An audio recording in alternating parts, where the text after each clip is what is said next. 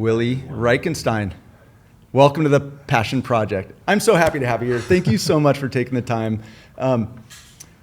So this is, we talked a little bit about it offline, but like, I wouldn't say you've been apprehensive, but I had to coerce I've been apprehensive. I had to coerce you a little bit, so I really appreciate you coming. But we're just having a fireside chat. No problem.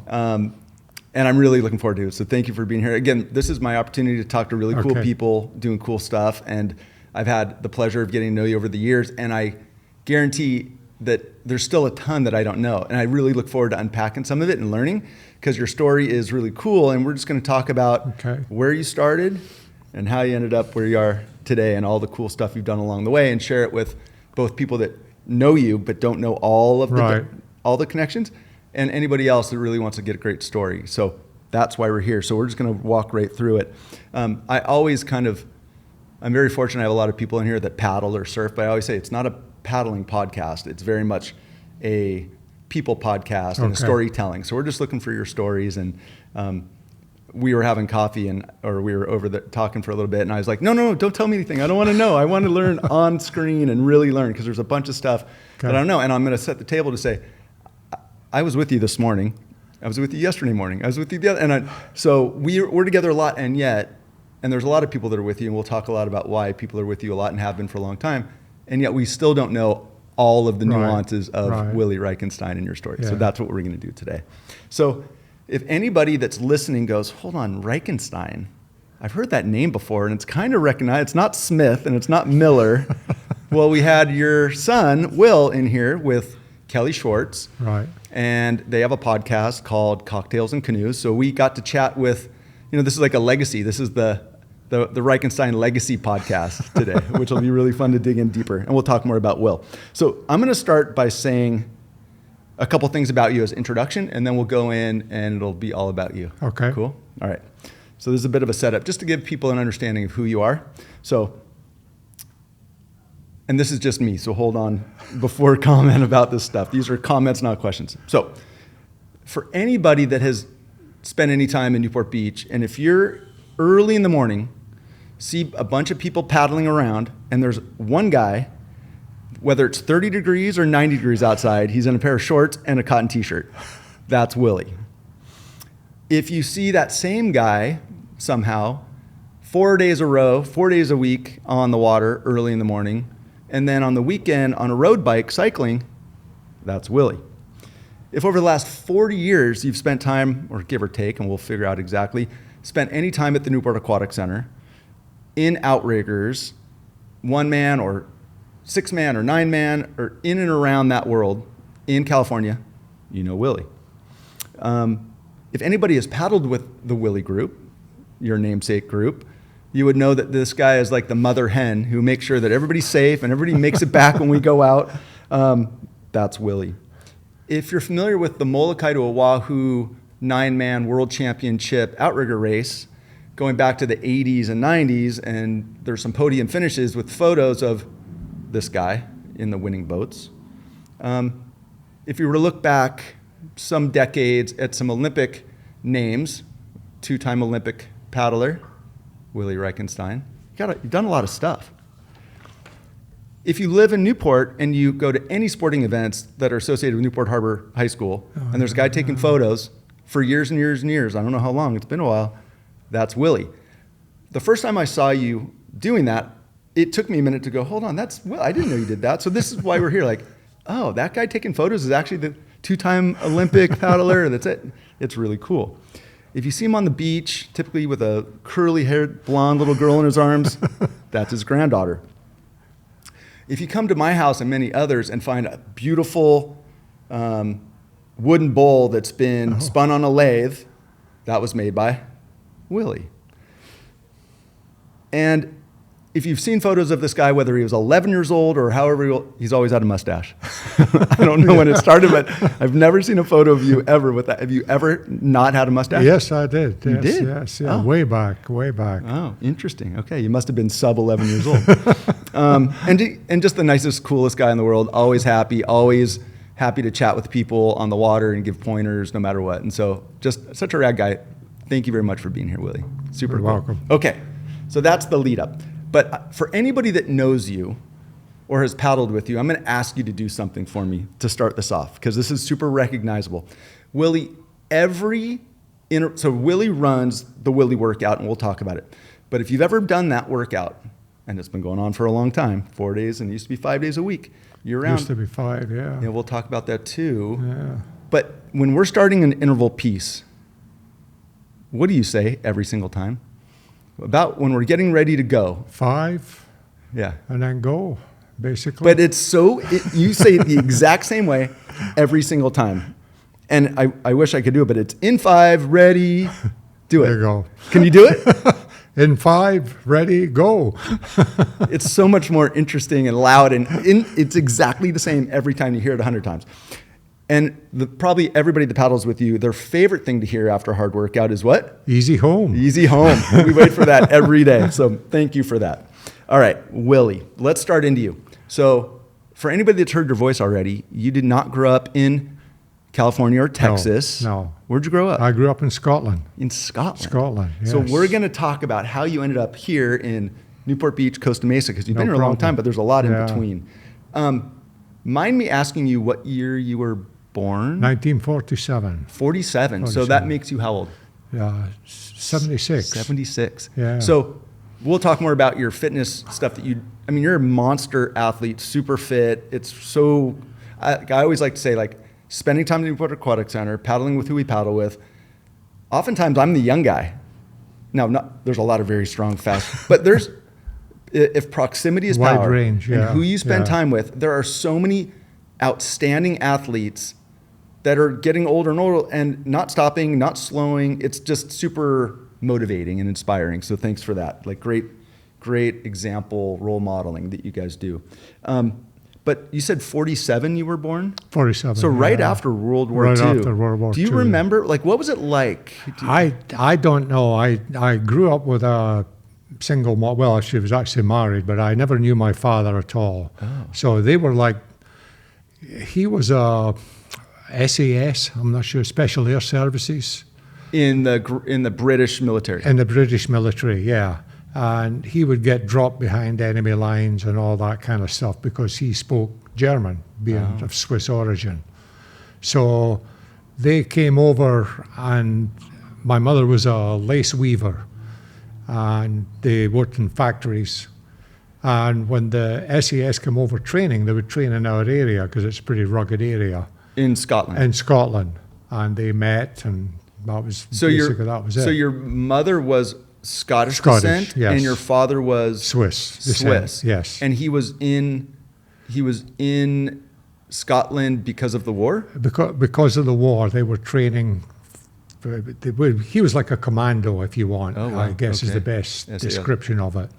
So they went, and I remember seeing lots of letters my mother got where it was like, don't expect to see your husband for a while because they're on a special mission and all this kind of stuff. Oh, interesting. So he would get, I think they did, military positions, and I never knew him, Mark. So did he pass in the war, or no, did they just not stay together? No, I went and saw him when I was about 16. Okay, something like that, and we spent like a half a day, and that was. Were your parents married? Yes, they were. Yes. Okay. But at some point after the war, they split, so you never. Yeah, I think I was about 2. Okay, got it. And where in Scotland did you live? Ayrshire was a place, a little place called Darvel. It's actually very famous. Why? Have you ever had penicillin? Yeah. The discoverer of penicillin was born in Darvel. Alexander Fleming. Really? And what was the population of that? Probably about 2,500 at the time. So really small. Really small, yes. And penicillin was discovered in like early 1900s, is that right? I think so, probably, yeah. Got it. Yeah. Wow, interesting. Yeah. And you said you were born, so here we are in Southern California, and we have Newport and Laguna, Costa Mesa, and we have another town called Irvine. Right. Where were you born? I was born in Irvine. But a little different. Irvine, Scotland. That's why. That's funny. Very interesting. The funny thing is, I paddled on the River Irvine to start with.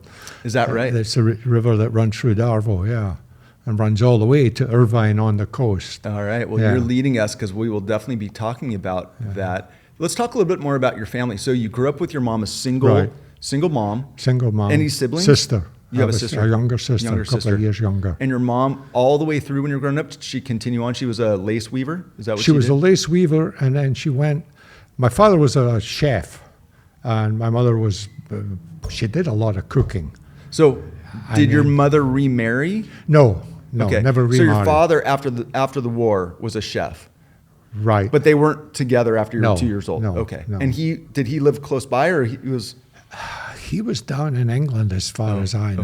okay. Then, So and not that's much- where I never found him. I knew where he was because of the letters and stuff, but I never really. No relationship. I don't think really. he was ever in Scotland, other than during the war. Got it. Yeah. You know, so interesting. So my mom was born in London during the war, and my grandmother was in an orphanage in London, but my grandfather was in the Canadian military, and they met at a dance hall in London during the war. And then they got married and sent my grandfather sent my mom and my grandmother and my aunt to Canada during the war to get out of there. But yeah, it all started, the war was a pretty interesting time, I could only imagine. A lot of stuff, A lot of stuff. Okay, so you grow up there with a younger sister. What was your sister's name? Catherine. Catherine. And mom continued to work. Yeah. And you went to just the local school. What was schooling like? Local school, very small. I mean, I think our graduating year might have been 30 people. In your graduating class? In the graduating classes. Oh, the whole school was 30 people. Wow. Not the whole school. There was different years. Gotcha. But the year that, and you didn't really graduate from there. I'll get into it later, but it was a political move that started me paddling, believe it or not. Well, I mean, let's. So, if that's relevant right there, let's go. Well, I was in school in Darvel until I was about 14, and then you took exams, and if you were real smart, you went to the big school in So that's where you went, right? No. I had a stepping stone. I went to Galston, and then from Galston, I eventually got to Kilmarnock. So the high depending school. on how you scored on tests or whatever, you Exactly. could jump over, Right. or you go to the stepping Well, you stone. were leaving. You either left and went to work, or you went to the higher grade schools. And you know? so was that at the university level? Like, where was that? What kind of grade was it when that happened? Well, when you that was 15. Okay, so when you 15, finished, yeah. like, you'd finish, like, I don't know what the equivalent Well, would you be, went like, to work, or basically. you went to work. 15, 16. Really? Or So you went was it- on to 18. So here in the U.S., you would be probably 17, 18 when you graduate. the same thing, same thing, So yes. it's you go through high school with Right. the equivalent, Yeah. and then you either go that direction or that direction, that and direction or that they direction. make the decision. You don't necessarily. Well, it's get to based make on your exam results. it. Yeah. Yeah. And yeah. so, where did you go? I went to the in-between. Okay. I was smart enough for the in-between, which was like a stepping stone to the higher grade school. And I did a year there and sat my, what they called O-levels, like the same as your A-levels, but a bit lower. Okay. Because you were younger then. Passed those and then went to the higher grade school. And when you're getting to those higher grade schools, is that equivalent of like a university? No. That would take you up to 18, and then from there Okay, you so go to university. so the high school. So at 15-ish, this is where that V in the Well, road because goes. the Darvel was so small, I mean, Oh, it I couldn't see. cater for that. Got You it. know, basically, most people left there and went to work agricultural or in the factories or whatever. But so just so I'm clear, at 15 or 16, you take these tests, and Right. it determines if you go into the trades and work, or you go to purgatory like you were in the middle, Right, or right. you go to the advanced school. Correct. You went to the middle, and then you progressed to the advanced school. Yes, yes. And that would be the equivalent of like high school now. Yes, your high school. So you go through there.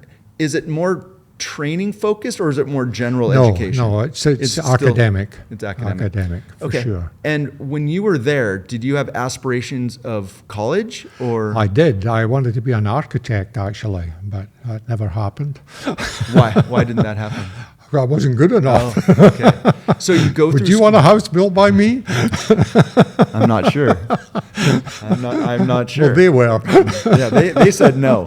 So what did you do when you found out, for whatever reason, at Right. that time, that you weren't going to be able to go down the path of Right. architecture? What did you do? I had a good friend at high school, and I think I just went into like jobs and stuff. I didn't get to university. My grades were not good enough for that. I basically picked up jobs here and there and did stuff like that. I was in Glenfield and Kennedy, which was a big engineering firm. Doing what kind of work? I basically drafting and stuff like that. Okay, so you still so you had the skill, like the drawing, writing skill, but you didn't have the engineering side of it. Yeah. And unlike here where if you want to go to college and you have the financial ability, you can go to college. Right. There, it seems like you have to qualify to get there. There's get there. Yes. There's no buying your way in. No. Okay. No. Well, not at that time. I don't know what it is now. So at 17, 18, you're starting into this kind of general work area and you're doing drafting, et cetera. Okay, so let's stop there because you're now in the career mode and that'll take you. What was sport? Were you into sports growing up? Well, it was I started off cycling. Oh, you did? We had a club in New Mills, which was the next town to Darvel, which was a little bigger, maybe 3,500. Oh my God. And there was a gentleman there, Jimmy Train, who ran the Wallace Hill Cycling Club. You'll still see them today. I don't know how familiar you are with cycling, but Graham O'Brien, who won world titles and everything like that, was a member there after I was there. But Jimmy ran the cycling club and it was mostly time trial based. That's how I started with athletics. So I'd ride down and go to early morning time trials and stuff like that. How old were you when you started cycling? Oh, probably 15, 16. So what's interesting, and we'll talk a lot more about it, we'll talk about paddling and cycling. These are the two things you still do. So you haven't changed a whole lot. No, not a deal. I mean, there's been a lot of. Hey, this has been going on for a while. Being a simple and like very passionate about what you do is awesome. Hallelujah. Okay, so you start cycling. Did you get competitive? I got competitive in terms of time trials. I tried road racing a couple of times, but that scared the living daylights out of me. So I stuck to. What was scary? Just being in the peloton going that fast. Just being in a bunch. Just being in people all around you was just too much. Were you pretty capable in I did all right in time trials, yeah. We won some Scottish stuff for teams. I was usually a member of a team. I never won anything, perhaps. We started as schoolboys, actually. I'm sorry, you started cycling as schoolboys. So there was a division for schoolboys. Okay, got it. And then from there, you went to juniors and then into seniors. And what kind of distances? 25, 50 was the most I ever did. Kilometers? No, miles. Oh, miles. Miles, yeah. And so that's straight out grinding Straight grit. out time trial, yes. So, basically. I mean, and so this is a setup because it leads into your paddling world, but time trialing, which is all out as hard as you can possibly go for that distance, right? Because it's it's a little more strategy than all out or as hard as you can go. It's as hard as you can go for that distance, but you have to be obviously aware. That's why the Tour de France, the reconnoiter the courses. I can go hard here. I need to back off here. Well, I've heard you talk about the Tour de France forever, and I know you write a lot. I never knew that you actually raced growing up. That makes a lot more sense. And it also, again, if you're an individual, like there's team sports and then there's more individual sports. And although you're on a team, it's reliant on you and your time in that time trial, right? That's right. And that's the same with paddling. Paddling, yeah.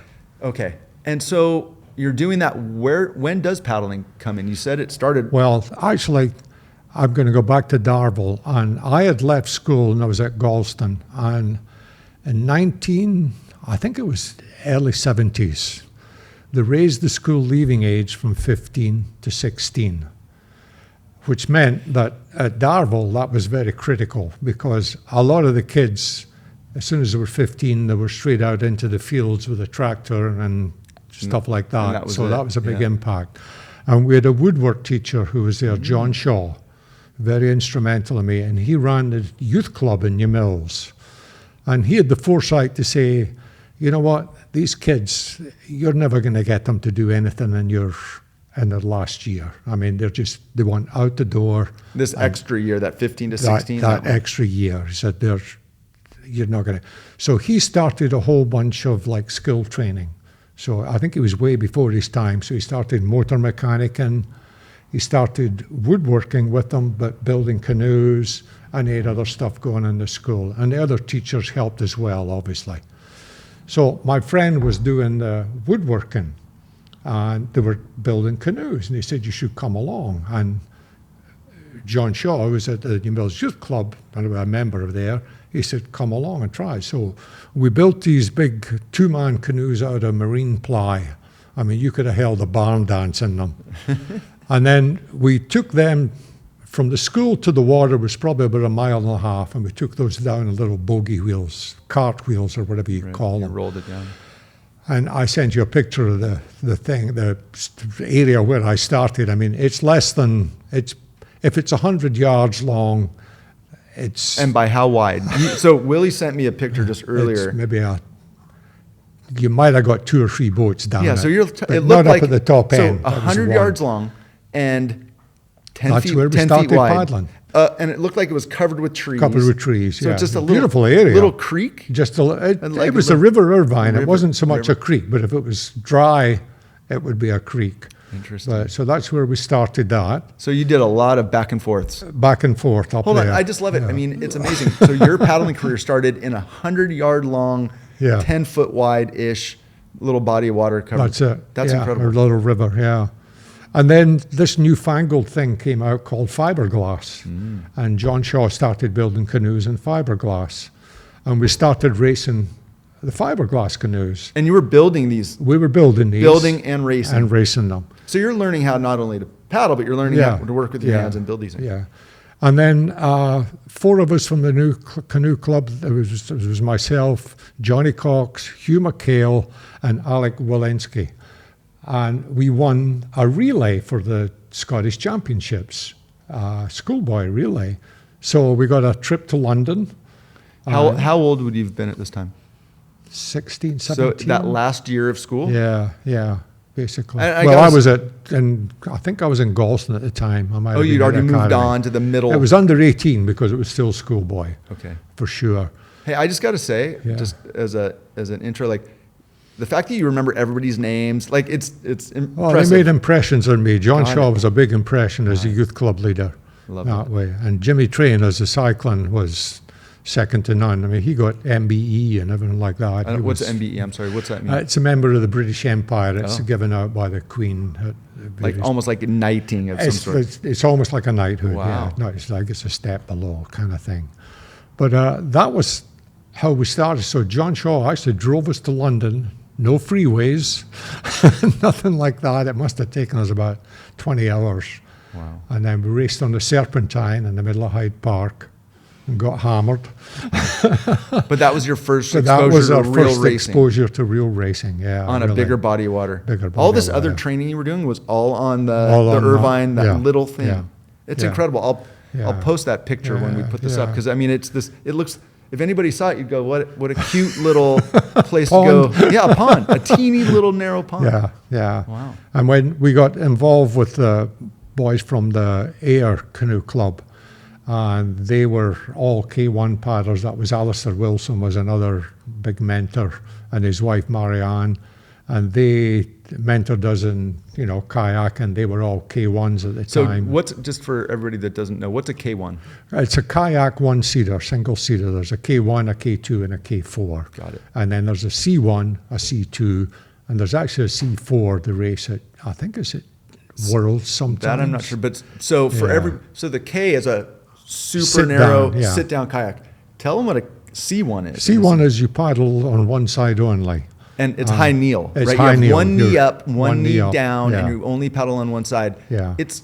Most humans can't do it because Oh. it's so tippy and so, like Jimmy Terrell did Well, that. You did. I yeah. mean, it's very, very, very specific. Well, actually, I won't say I was instrumental, but so we were doing kayaking and we got better and better and stuff like that. And then we were actually training for the Olympics in '72. And Alistair had to withdraw because of business commitments, and we were in a K4. But I think we won the first set of trials, but then he had to withdraw. So And this would have been British trials? British, yeah. And you would have been how old in '72? You're born in '47. 16, 17, no, 18, No. 19, something like that. Yeah, I can't remember. I don't think it would have been 70. If you were born in, so it would have been in your early 20s. If it was, Yeah, yeah, it sounds like early 20s. So Yeah, the 72. 20s. And well, your first Olympics were No, I didn't get to those Olympics. Not to those. He withdrew, and of course everybody was settled in boats and nobody wanted to change. So that was my kayak experience there, up to there. And then there's a gentleman called Oliver Cock, who was the president of the British Canoe Union, approached me and said, we're trying to start the C1 again. Would you be interested in trying it? And I thought, well, I'm not going to make it in K1. I don't want to be reliant on other people for a K2 or K4. I actually had a pretty successful K2 with a partner. So I said, sure, I'll try it, and that's how I started my high nail. Yeah. And jumping ahead, you go to two Olympics. Two Olympics, yeah. Which Olympics did you go to? 76 and 80. And where were those? 76 was in Montreal. And 80 was in Moscow. Now, U.S. boycotted those ones. But you were competing for Great Britain did not. It was left to your own devices. Several military people and everything like that drew out. Some of them were in our kayak team. Military personnel, or if you just disagreed with what was going on, you could withdraw with no penalty kind of thing. But I think most people are like, if I can go and I qualified, I'm going. Well, it was... we never went to the opening ceremony or anything. We were like flown in the day before, raced, and then out of there. How different was Moscow from Montreal? Oh, big difference. Well, Montreal was the first one where there was, because 72 had been the Munich with the Jews and that problem there. So Montreal was kind of on edge. We didn't actually train in Montreal. We trained in Ottawa. And we were bussed into Montreal. Anytime we went in, it was a police guard with us, wherever you went on the bus around like that. And they would always take a different route. Even when they were taking you from the Olympic Village to the canoeing, they would always use a different route. I mean, it's really amazing. I mean, the years that you were training for it and going was the peak of the Cold War. Yeah.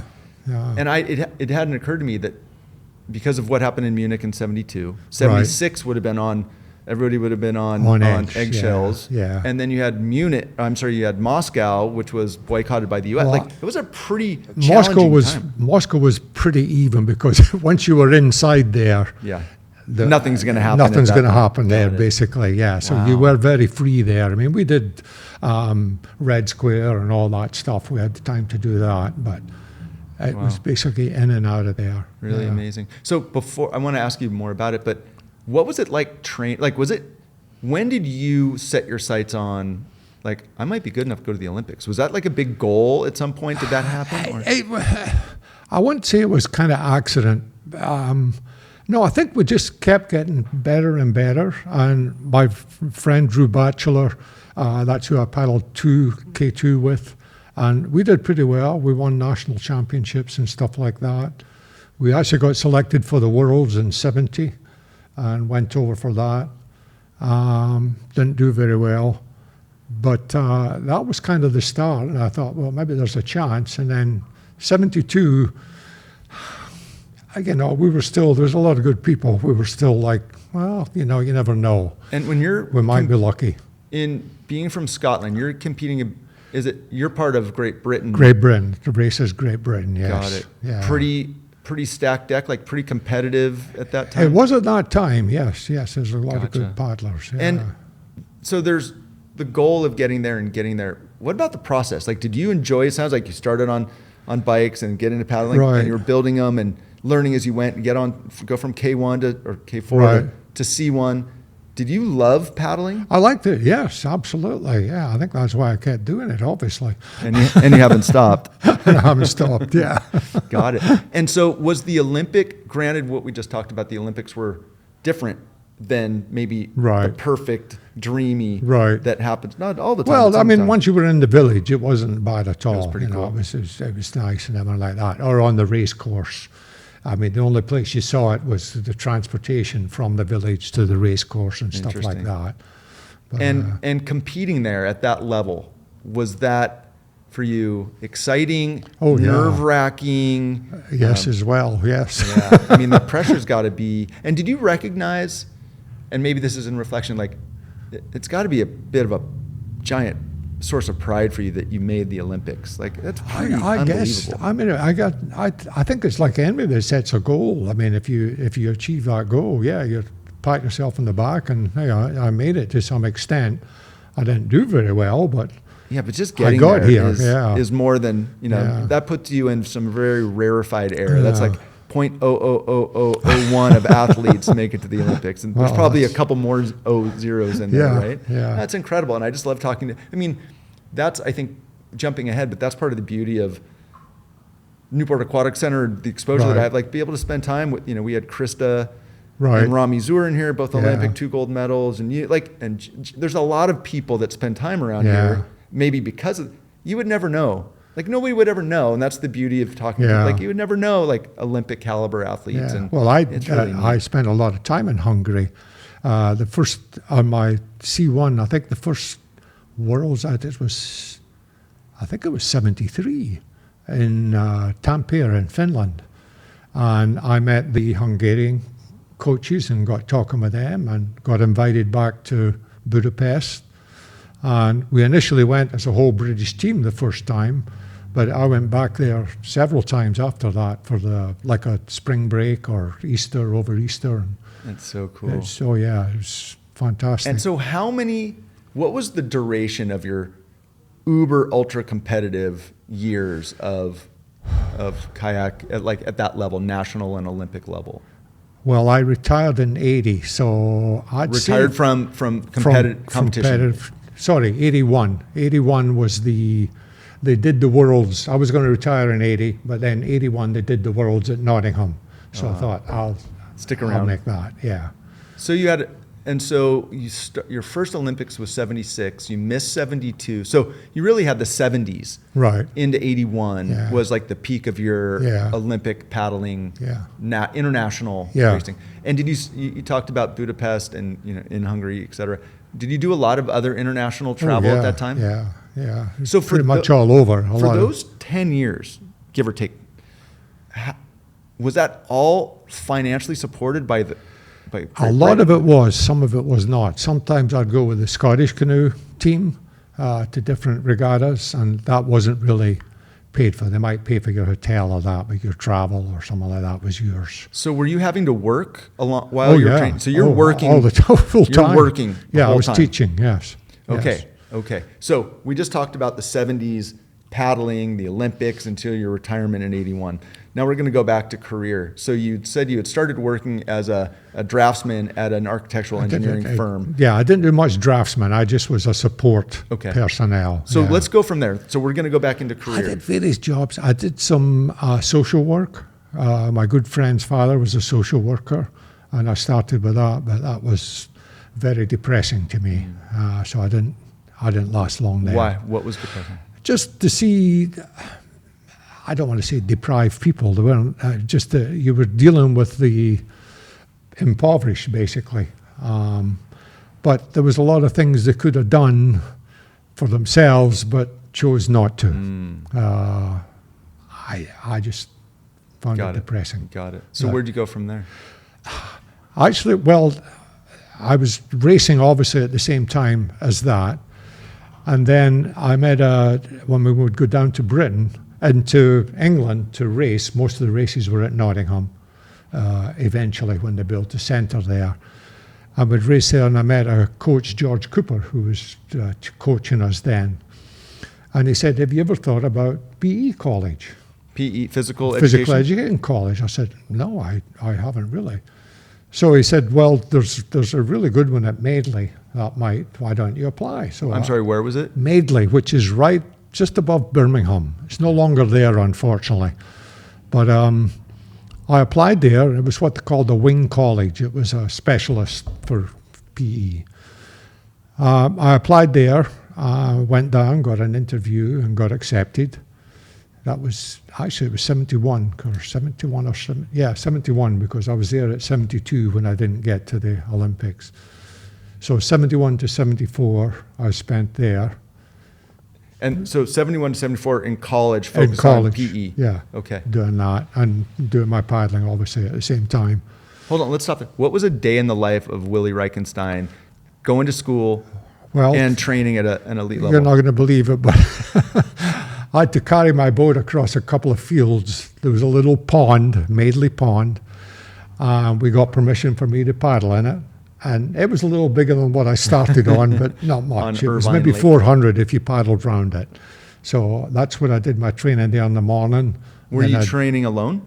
Training alone, Alone. yeah. Oh, yeah, there was nobody else, nobody at the college doing it. But weekends, I'd maybe go away and get a partner and we'd do something together or race, whatever. But no, that was it. Carried over in the morning, come back, do my classes, go over in the evening, paddle, and then the rest there. Wow. Yeah.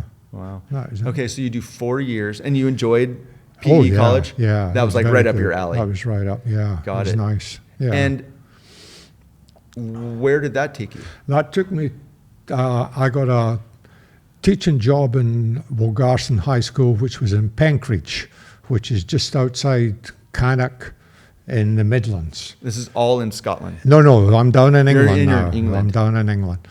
And Did you ever move back to? Did you ever live no, in Scotland? I did, never You did. never did after never you left. did, no. I got a teaching job there. There was a local canoe club, Gaelic, which was on a canal, which was miles long, but about 10 yards wide maybe.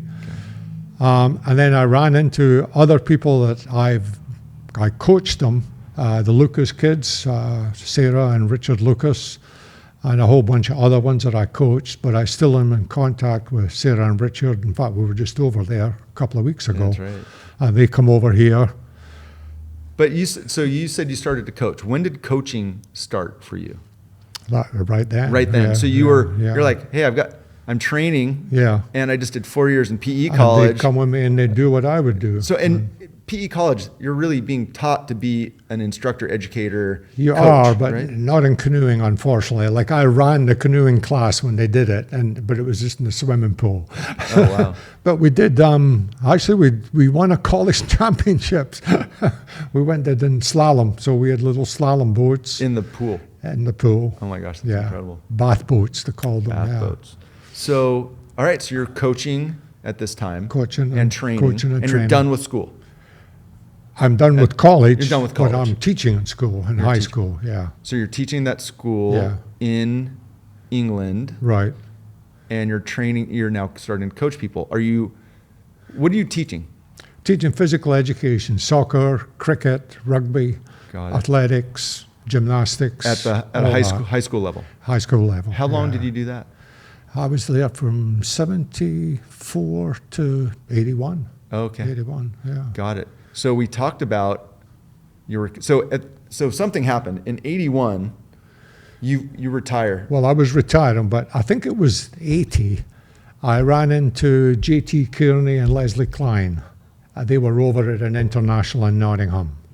And we just, in the bar after the racing, just talking and everything like that. And I said, hey, we're coming over for a race in Bala. Leslie did slalom and downriver in Wales. And I said, oh, come on, I'll help you guys and all that kind of stuff. And they came over and they made me team manager. So we went to Wales and I organized their shuttles and all that kind of stuff. And they raced in Wales and did that. And then Jay had said to me, he says, have you ever thought about a master's? And I said, what's that? And he said, oh, it's a degree at university. I said, no, I never thought about it. So they invited me over to Kentucky and Kentucky, U.S. Kentucky, This U.S. is not Kentucky, yes. Scotland. This is my or first Ireland. introduction to Kentucky, to the U.S. No, actually, I got thrown out of the U.S. in Hold on, what? 76 when we were in Montreal. We went over the bridge into Canada and got stopped there and turned around and Oh, is that sent right? back there. But that was, the You were trying to US cross from Canada into the U.S. into the U.S. And they It threw was you just out. Olympic guys, we're just Going for having fun. some But fun. Fortunately, they saw the funny side of it. So Jay said, why don't you come out? So I went out to Kentucky. What school? University of Kentucky in Lexington. Oh wow, Big Blue. Big Blue. Wow. So we did that, and I said, oh, okay, I could do that. So 81, I came out there and started Your master's program. master's program. And Jay actually got I'm invited. sorry, who's this? Jay Kearney. Jay Kearney. Okay. Yeah, he got invited out by Billy because he was doing canoe. So now we're saying Billy Whitford. That was Billy Whitford invited him out. This is where I first met Jimmy. Jimmy would Terrell. come down from Ohio. All right, so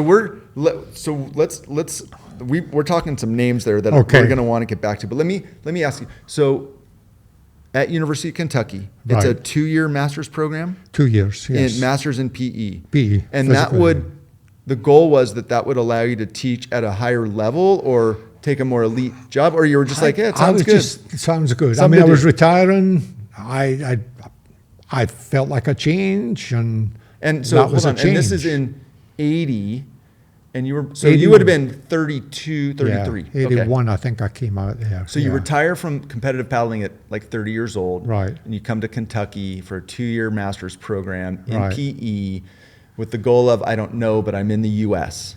I was just on a visa. Got it. Basically. Got it. Let me ask you this. One of the big questions is, when you were training for the Olympics, you're at the peak of your physical powers. What was your off-water training like? What was your gym program or anything? Oh, I think just what to do now, just weight circuits and that stuff what like you're doing? that, trying to emphasize the paddling muscles, running, stuff like that. And you'd probably swimming. been pretty well trained. So the same time you're training, you're getting educated on PE. So it was probably a really good connection of information. Well, I took right? in training too. I took a British amateur weightlifting certification for weight training. You know, basically how you do the exercises correctly and stuff like that. Got it. I was into that kind of Got stuff. it. Well, yeah. we've heard stories Oh, dear. about some of your physical exploits back then. In particular, and there's probably others, but it was your pull-up routine. Can you share, because there's been commentary around the gyms Well, and around what was your workout? What was your pull-ups? Well, like? we used to do them on beams. You know, like in the high school, there was a wooden beam. So not And a bar. You It was could your whole. change. Yeah, so you were like on a. It was maybe, I don't know, maybe 9 inches thick or tall. So instead of holding it like a bar, you're holding onto this just piece of just wood. over You're- the top, yeah. It's totally you different. couldn't grip it. It was just over the top like that.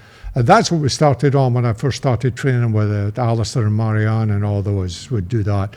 I would just did gym circuits with it all set up. And I want to hear about your pull-up workout. it wasn't really a workout. It just seemed like it was something I was pretty good Okay, at. I've heard some stories. Okay, but tell me, give me some examples. I want numbers, because we've heard some pretty crazy numbers from your pull-up. Well, routine. the first time it ever came up, and I never even thought anything about it, was when I did my interview for the PE college. One of the things they gave us was pull-ups. And I was doing my pull-ups, and I was at 50. Hold on. And 5-0 5-0 in one set. in one set. So the guy said, you can stop. It's fine. So that was, but I mean, we'd do sets of 20. And, I don't think it was a. You had me at 50. Yeah, well, there you go. Did you stop at 50 or did you keep going? I stopped there at 50. Just I think I did 52 or something like that. All right. No. There's not a single person listening that can do 50 pull-ups. Oh, I'm sure there's No. some. 50 pull-ups in one. Have you seen JoJo? JoJo's amazing, but there's not many humans that can pump out 5 sets of 10. Okay. Okay. 10 yeah. sets of 5. Okay. 50 in one set. Very few humans can. Yeah. Pull-ups are my favorite thing, but Well, I couldn't come close. No, I don't think I can do one now. That's okay. I'm struggling. You got your 50. That's incredible. So you're in Kentucky. I'm in Kentucky. You're getting your master's program, or you're getting the master's. You're Right. starting to coach more. You're in the U.S.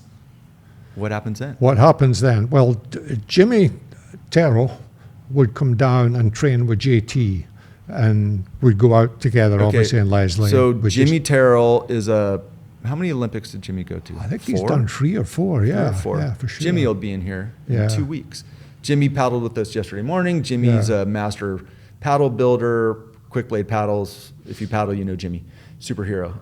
He may have been able to do 50 I think pull-ups. so. Not many of the I wouldn't rest be of us. surprised. And he also was high kneel. So no wonder you guys like each other. And you guys ride together on the weekends. There you We'll talk go. more about it. Okay, so he used to come down to Kentucky from Ohio. Ohio, and train with Jay.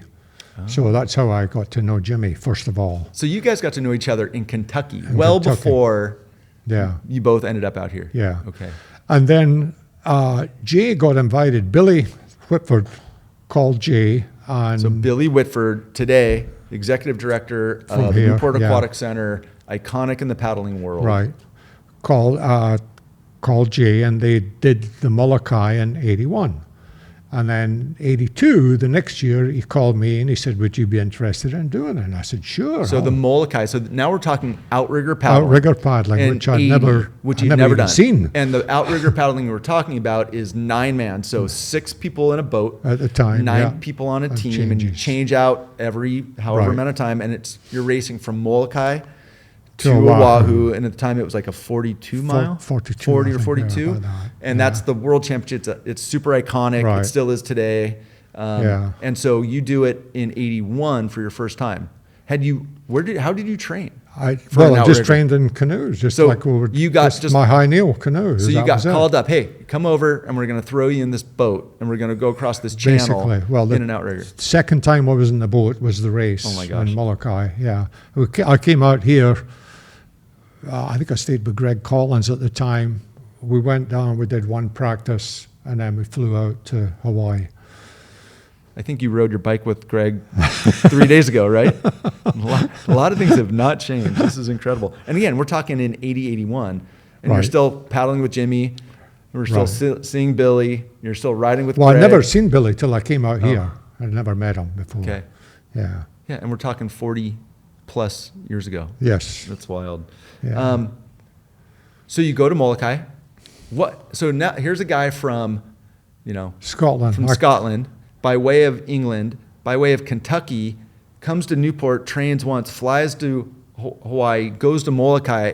What was your first experience in Hawaii Well, like? For that you? was funny because they do a prayer before, and I remember standing at the prayer, and I'm not really religious, but I'm respectful, and I'm looking out. There's like a little harbour there, and you paddle out the mouth of the harbour, and I see these waves breaking over the wall, and I'm thinking, I'm going to do a little what prayer. am I doing here? We don't have those in Irvine River. Well, you do, but you don't go out in them. Right. So that was the first experience. So your second time in an outrigger was in the Molokai Channel, Molokai also Channel known race. as the Yeah. Channel of Bones. It's some of the biggest water, most challenging water in Yeah. the world, and Yeah. it's iconic for paddling.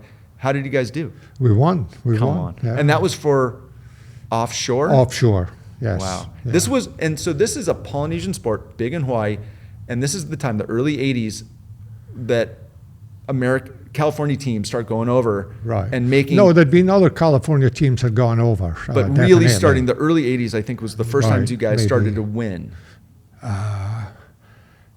Well, they won the year before, 81, Yeah. 82 we won. And I'm not sure if Blazing Paddles won or not. I'm not sure. Yeah, I think they did. But yeah, so you're talking about it's a pretty big deal to go over and win that race as a Californian, or with Californians as a ringer from Scotland. What a cool, neat story. So what happens there? You come out here, you meet Billy, you stay with Greg, you fly to Molokai, or you fly to Hawaii, you win Flew the back to race, Kentucky. and you flew back. So you were just strategic strike. You Yeah. go over there, you win, have some beers, get a lei around your neck, and you That's fly it. back. Basically, yes. That was about What it. impact did that experience have on you? Oh, I just loved it. It was fantastic. I mean, Which part? The racing, it. Hawaii, California? all of the above. Outrigger? All Yeah, of the yeah. above. And then Billy invited me out here. He said, why don't you come out and help coach with the girls and stuff like that? And I thought, well, I was just on a visa. So I said, well, I bet I could do that. And then my intention was to drive to the Grand Canyon and then drive along across the rest of the U.S. and just go home. Home being Scotland. Scotland. Yeah, because I'd left so my job, obviously. At that time, you thought you were going back Yeah, to I Europe. thought I was going back. And then 2 weeks here, and that was about it. Well, explain that's it. I think it was about 10 years later I saw the Grand Canyon. Okay, so is that right? So let's talk about that. So Billy calls you to come out and be a coach. And Yeah. you're on a visa, so you have a timestamp that you can't exceed. Exactly. But you come out here. Where did you live? What did you do? I was with Billy. I was with Sue. I was with Who's Sue? Sue Monipert. Don't know Sue. And then, she comes down. She ran all the races for years. Okay. Yeah, you would know her. And then the Conivers, I stayed at the Conivers for a while. Sheila and another Olympic. Her parents local. actually was where I stayed. Oh, interesting. There. And then, when I came here, there was no NAC. There was talk about building it and everything like that. We used to paddle out of the UCI crew base across the water there. You'll know where it is. Yeah, sure. So with the boats were on racks outside there. And so this is in the back bay in Yeah. Newport, across the bay from where the Newport Aquatic Center has now Yes. been since the late 80s. Right. So obviously I had a problem with my visa. So, well, I don't know if I should say or not, but Are they going to come get you after 40 years? hopefully not now. So I needed to get a position that nobody else could hold, kind of Like a thing. sponsor type thing. So they made me director of the aquatic center that wasn't even there. And that got me a green card and got in with that. And then years later, when I married Liz, we got full citizenship and all that kind of stuff. That's amazing. Do you still have your citizenship for your British? No, you have to give that it all up. Yeah. Got it. Yeah. Okay, so you're coaching. Where are you living? Are you living with the Conivers at that time, or did you end up getting a place? I was all over the place. Got it. Couch surfing. Brian Brennan was another one. I lived with Brian for a while. He was another paddler. Lived with him for a while. Okay, so that's the 80s. So during those early 80s, are you just coaching? Basically just coaching, cleaning boats, whatever Billy needed doing, I'd help with that. So you really and were just spending your time on that. And how long did that kind of life continue? I got started, funny enough, just talked to her this weekend. There was ExecuTrain. I don't know if you ever remember that. It was computer training classes for like Excel, Word, all that kind of, and Harvard Graphics was one of the classes. And I knew it pretty good. I just could get on a computer so there was a person there that got me involved, and I started doing classes at ExecuTrain, but not full time. I'd just go and teach a class and get so much for it. And then they sent me for training, and I did my training and passed the exams for the teaching it, and that got me a full time with ExecuTrain. Then how long did you do that? Maybe a year or so. Okay. It's kind of fuzzy. I'm Gotcha. not sure. Yeah, it wasn't forever. No, it wasn't forever, because the gal that had got me there, she was Will's first babysitter, Donna Lesh. Okay, so hold on. So you got married in this time. So how did you meet your wife, Liz? Well, Liz was a paddler. I met her when she was one of the group that I was coaching. There was about a dozen beautiful girls to coach. I mean, what could be better? I obviously met Liz, and then we got friendly and went from there. And 85, we got married. Oh, is that right? Yeah. Everybody loves Liz. She's Yeah. wonderful. You married up just dream, like I did. A dream. And then we got a place. It was actually on Irvine Avenue, Not just far from here. just past the school. Yeah, we got a place there, and then we moved into our current place. No, we did another place first. Moved into our current place just after we had Will, my son, who've done, and we've been there ever since. Got it. Yeah. And during those years, so Will's early 30s, 33, 34, I think. Right. What were you doing work-wise all that time? Okay, so when I was doing ExecuTrain, the gal that had got me, I'd met her through another paddling person. I said, my wife does this. And so we got real friendly with her. She moved from there to another place. I think it was American Savings Bank. And she said, would you come and teach here? So I went there, taught there for 2 or 3 years. Then she moved to another bank. I got moved to there and taught there for a while. And Always training on the same type of always stuff. training, It's always computer knowledge. software, yeah, Got it. stuff like that.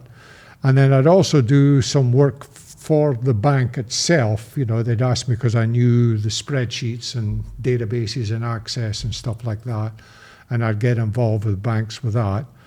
And then I went from there and followed another lady boss, to Westcore, which was down here off Alton, and worked with her for years. Doing the same type of stuff. Same so your type whole of stuff. career here in the U.S. has been really teaching people how to use software systems and computers Software systems for organizations. or data analysis or whatever stuff like Got that. it. Yeah. Got it. Yeah. And that's what you did until you retired. That's what I did until I retired. And you yeah. retired how long ago? Oh, Mark, Five asking me years? technical questions. I don't know. 5. It feels like 5 years. Maybe it's more or less. I'm Yeah, not it sure. might be 4 or 5. Got probably, it. Yeah. Interesting. Okay, I didn't realize that was the part I mean, this is why we're here, because for all the years I've been paddling with you, I never really knew what you did. Yeah. I knew a bunch yeah. of stuff, but so that's really cool. I wasn't aware of that, but it's fun that you were able to use your teaching knowledge, but pivot it from PE into computer systems and software programs. Well, actually, I did actually 2 years up at Fresno, Oh, Fresno State University. what were you doing there? The friend that was at Kentucky, he went there as a head of PE, and then I was teaching PE there. I did that for a couple of years. Got it. Yeah. Let me ask you this. Had you not ever gotten that phone call from Billy to come out and paddle, where do you think because you were in Kentucky, what did you think of Well, my intention was just to go back. back to it. Yeah. I mean, that's what I thought it was going to be. You don't think you would have ended up living in Kentucky? I liked it. Did you? I did, yeah. Oh, okay. Yeah, Lexington was very nice. I mean, beautiful countryside for riding and everything like that. But no, I don't think so. I that was saying it just a bit nice. as a joke, but I guess I was wrong. 'Cause that's the beauty. I mean, it's really, if you think about it, if you're passionate about cycling and riding and paddling, you can go anywhere, Yeah, right? I mean, for the most, maybe not anywhere, but there's a lot of options if you're Yeah. willing to do one or Yeah. the other. Fortunately, you get to Yeah. do both here, right? Which has been great. Let's talk about outrigger paddling, because that's been a huge part of your life, Right. probably ever since then. yeah. And the Newport Aquatic Center, they're kind of interlinked. You live 3 miles from the Newport Right. Aquatic Center. Let's talk about outrigger paddling. You talked about winning Molokai and then starting to work at the NAC and your coaching. I'm guessing you were paddling a lot at that time yourself. Paddling, yeah. Let's talk about what paddling looked like. Once you moved out to California, what does paddling look like to you? Well, we started, as I say, when I first came out here, they were paddling out of UCI. It was like a shared. Was it all 6-man facility. boats, all the big boats?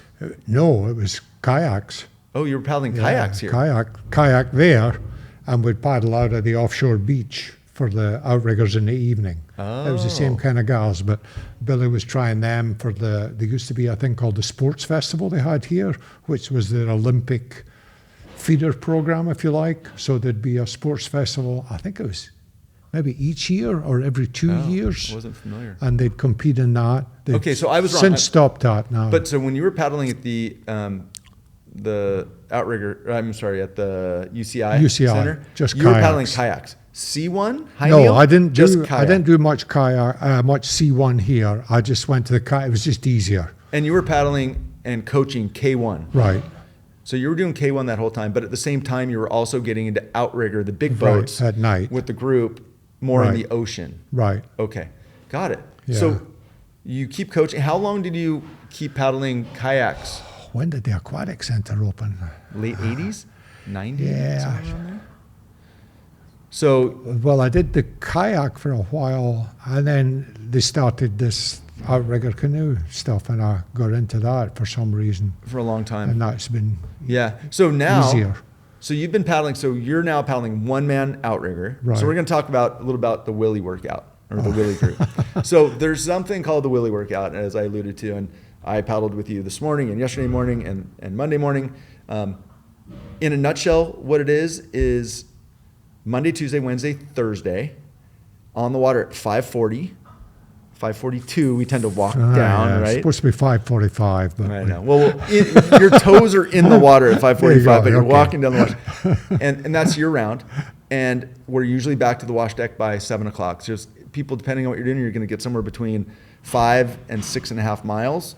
And it's Mondays are Mondays, Tuesdays are Tuesdays, Wednesdays are Wednesdays, Thursdays are Thursdays. Thursdays change a little bit, and you used to have Fridays. used to be Feel Good Friday. Feel Good Friday. Feel I don't Good remember. Friday. I think I remember the pieces, but it's been a long Yeah. time. So talk about the evolution. Like, why did it start? When did it start?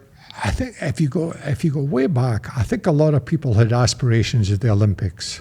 So if you take the guys from the Dana outrigger team, Jack Krause, Rich Long, those guys, they used to come up and paddle with us.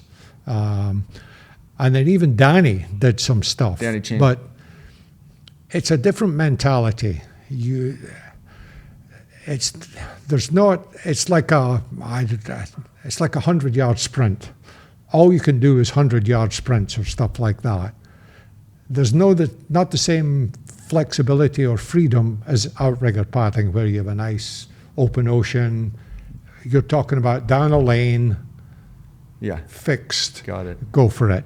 And I think that's a different mentality, because I think a lot of those guys tried hoping to do Olympics, but couldn't focused on that. Right, and I can understand that. Yeah, well, I think if we were to interview any Olympic athlete. So those guys used to come up, and I would I give them, I guess, the benefit of my experience and say, let's do this, let's do that. And it's kind of evolved as we go on. It was mostly because most people were working. So on the water at 6 and off the water at 7 was perfect for most people. And I tried to work it so that we do a little handicapping, as you see. And what you're saying, handicap, it's an all-inclusive group. It's an all-inclusive group. If you're slow or new, you're going to start, Willie's going to send you out first. And if you're really fast, you're going to go last. And we finish the pieces together. Hopefully. And then do the same thing all the way around You got it, around that's the bay. Right. And then the Thursday where we do the intervals, there's a lot more different sessions we could do, but it wouldn't keep the group somewhat together. And for discussion's sake, after all these years, it's still the Willie workout. It's still Willie. If he's there, which he's there most of the time, he's running it. It's unequivocal. Willie's going to, as I said at the beginning, you're going to call the starts of the pieces. You're going to call when we're done at the end. And it's fantastic. And I don't know of anything else like it.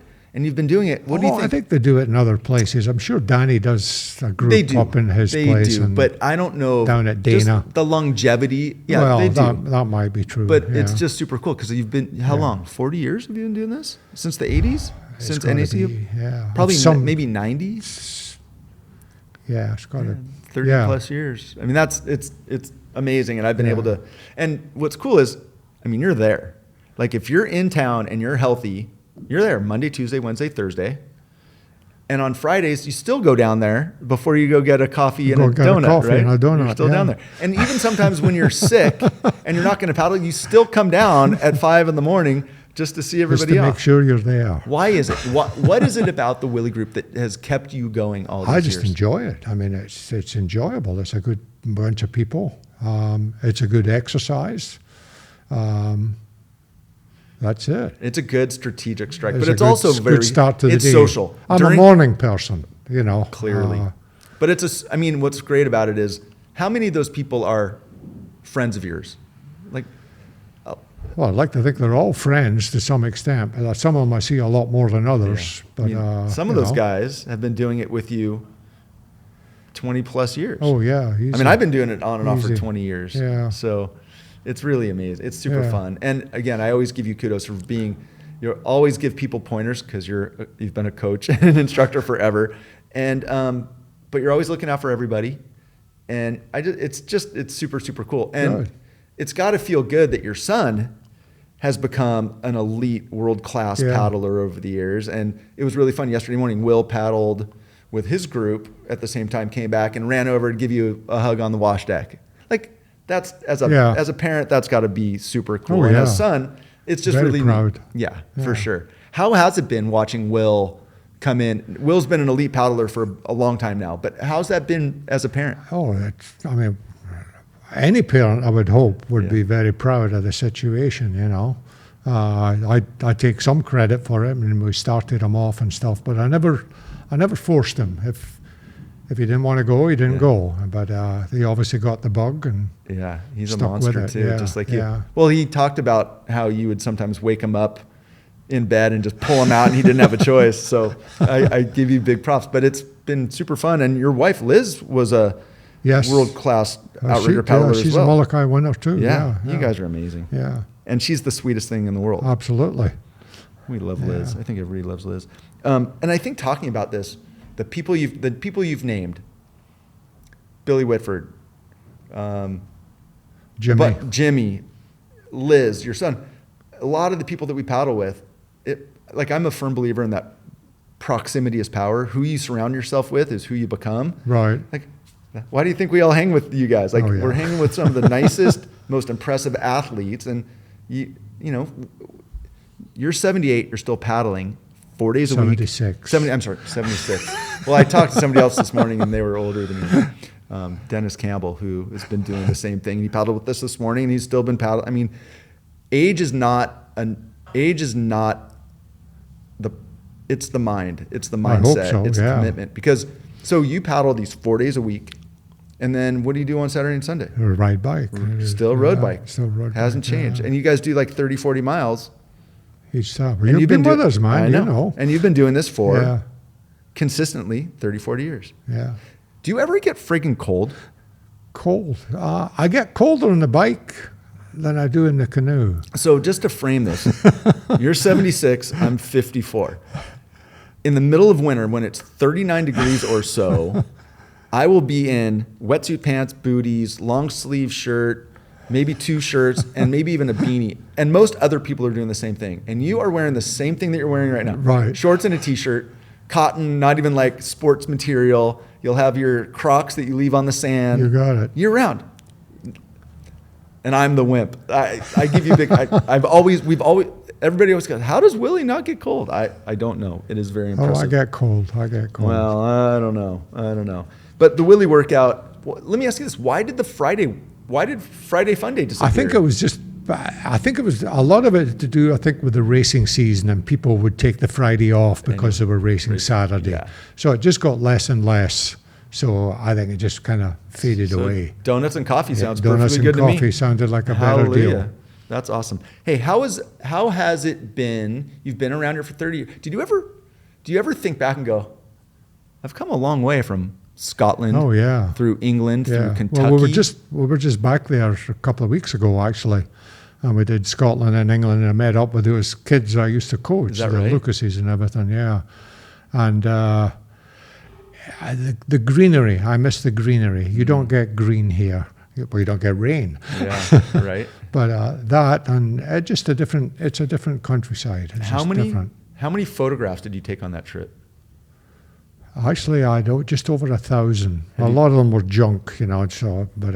Have you culled through them all yet to come up with your I best have. ones? They're on my site, actually. They are? Most of them, yeah. Just because you mentioned, what's your site? If people want to see your photography, because you do amazing stuff. It's Canoemeister, Kaneumeister. And that's on Instagram? If you just Google Canoemeister. Oh, that's your website, and it's website. Also on Instagram. That is also your... Canoemeister on Instagram, yeah. I would recommend I don't post a lot of photographs on... It's mostly birds and things like that, nature stuff. Your photography's great. It's always really fun to see. How has grandparenting been for you guys? A lot of fun. Yeah. She's a fire plug, that's for sure. Yeah. But a treasure for sure. Would you expect anything else from her legacy is pretty strong, right? It's really fun. Yeah, look at the parents. Exactly.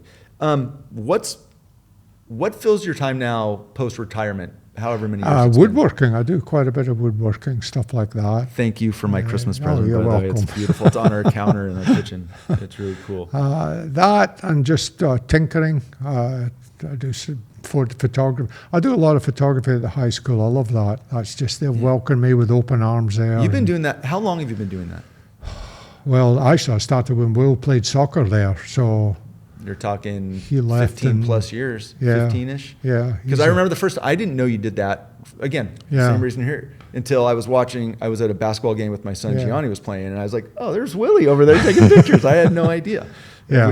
You'll go to many sports. Like you'll go. I got just different. It was nice. It filled in the time. It was good. I enjoy it. There've been marvelous people there. Well, yeah. From the head all the way down, to the various coaches. Well, I'm sure everybody loves to very well with them. Yeah. Everybody loves to get great pictures of themselves or their kids, too, right? Yeah. That's very cool.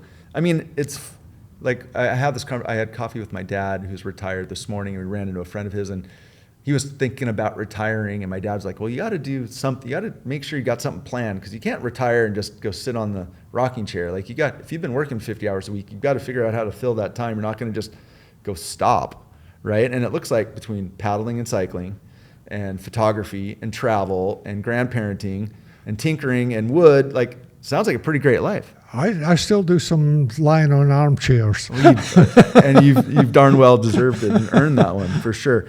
One of our friends that we paddled this morning wanted me to ask, I think you've kind of already answered it, but he said, Willie's been doing this, the riding and the paddling, consistently for 40-ish years. What's your motivation? That was the question. I don't know whether it just got in my blood, and I just enjoy doing it. I mean, there's nothing, I guess it's an exercise high or whatever you get from it. I think it's a great way for me anyway to start the day. As I say, I was an early riser. I just enjoy doing it. It's good company, as health-wise it's good. Yeah. So there's all of the above. Yeah.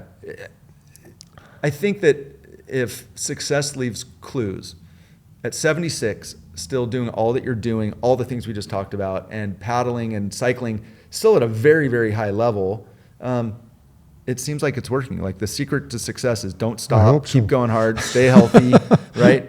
And live a good life. You've had some health stuff, though. I have lots of health stuff, unfortunately. But yet it doesn't seem to stop you. Like, well, what are you going to do? I'm just going to, this is anybody that knows Willie, but you'll appreciate this. So what were you struggling with earlier this week? I was vertigo, yeah. And I talked to you on the weekend, and you're like, oh, my vertigo's been really bad. I haven't been able to sit up. I've been thrown up. Yeah. And then 2 days later, you're like, I think I'm going to try to get on the bike on Sunday. And I'm like, and then you were on Monday, you were on the water. You're like, oh, I don't feel very good, but, just make sure I don't fall over. And then, here we go. It's like you just play through, right? Just what are you going to do? Yeah. Yeah. Well, tenacity seems to be in your blood too. What's next? Just more of this? I mean, travel, I know, is a big thing for you guys. More of this, yeah. Hopefully I get to spend some time traveling with Liz. Yeah, we do that. And then obviously our grandchild too. Yeah. That's a big thing. Yeah. We enjoy that. It's so cool. Gosh, Willie, I just got to tell you, like, I don't like these to end because there's so many, like, I'm super happy, and I'm very grateful. There's not a lot more to me, Mark. Well, no, but listen, it makes me so happy. We were talking earlier, like, why I started in this, because I really wanted to capture my parents' story while they could still tell it, and my grandkids will be able to watch this video of my parents and really get it. And so I'm glad we captured it, but it's always been fun, because when we're paddling, I'm like, truly, like, I did not know what you did for work. Yeah. I didn't know about Kentucky. I didn't know, but like, that's why we do this. So I'm really grateful for you taking the time and being here and sharing.